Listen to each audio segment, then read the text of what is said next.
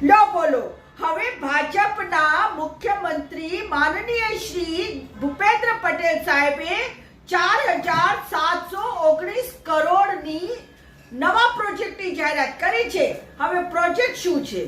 7 મહાનગરપાલિકાઓ અને 12 નગરપાલિકાઓમાં વિકાસના કામો કરવા માટે, અપ ટુ ડેટ કરવા માટે.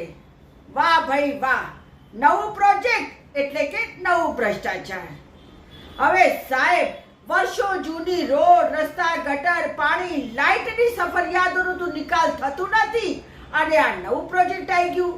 નવું પ્રોજેક્ટ આવશે એટલે એમ ટેન્ડર નીકળશે, એમના મળતિયાઓ ભાજપિયાઓ કોન્ટ્રાક્ટ લઈ લેશે અને પછી બતાવવા ખાતર કામ બતાવી દેવામાં આવશે અને છેક કમલમ સુધી કટકી પહોંચાડી દેવામાં આવશે.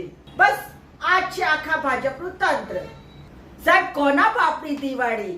મન ભરીને ભ્રષ્ટાચાર કરો અને તબિયત ભરીને જલસા કરો. આપણા ખિસ્સામાંથી થોડા પૈસા જવાના છે. આ તો બેચારી ટેક્સ ભરે છે ગાંડી ઘેલી જનતા, એના પૈસા છે. આપણે શું? હવે એમના જ ભાજપના ધારાસભ્ય હાર્દિક પટેલે પત્ર લખ્યું છે કે મારા વિસ્તારોના કામ થતા નથી અને તેઓ પ્રજાના માણસ છે એટલે પ્રજાના આંદોલન સાથે જોડાશે. હવે આપ સમજી શકો છો કે એક ધારાસભ્ય અને પણ ભાજપનો ધારાસભ્ય, એનું કામ ના થતું હોય તો પછી સામાન્ય માણસનું તો શું કામ થતું હશે? આ છે ગુજરાત મોડલ. કડવું છે પણ સાચું છે.